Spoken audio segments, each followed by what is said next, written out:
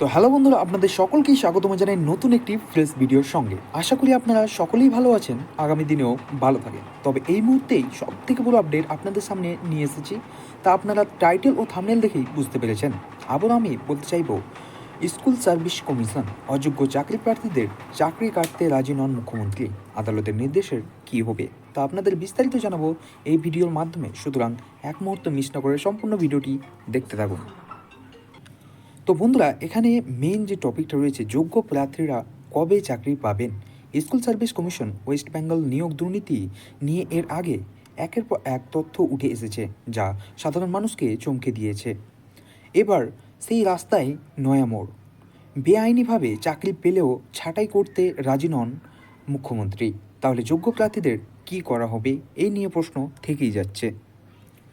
নিয়োগ দুর্নীতিতে বহু চাকরি প্রার্থী যোগ্য হওয়া সত্ত্বেও এখনও চাকরি পাওয়ার থেকে বঞ্চিত, যার জেরে দিনের পর দিন বিক্ষোভ থেকে মামলা সবাই করছেন তারা, কিন্তু শেষ পর্যন্ত তা কোনো দিকে মোড় নেবে।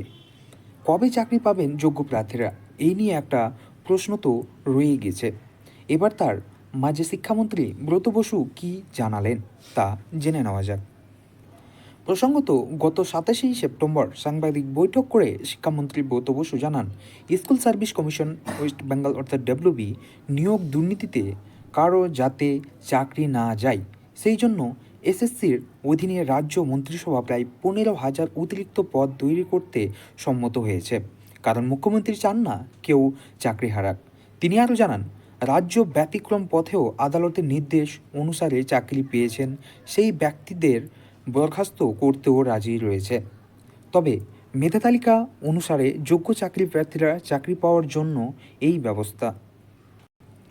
এখনও পর্যন্ত হাইকোর্টের বিচারপতি অভিজিৎ গঙ্গোপাধ্যায় তদন্ত রিপোর্ট দেখে গ্রুপ সি ও গ্রুপ ডি এর অধীনে অনেক কর্মীকে বেআইনিভাবে নিয়োগ করার জন্য বরখাস্ত করার নির্দেশ দিয়েছেন। এই সংখ্যা আরও বাড়তে পারে বলে মনে করেছেন বিচারপতি। এই সংক্রান্ত অন্যান্য খবরের আপডেট সবার আগে পেতে এই চ্যানেলটিকে অবশ্যই সাবস্ক্রাইব করে বেল নোটিফিকেশনটি অলে সেট করুন। তো বন্ধুরা, আজকের খবর এ পর্যন্ত।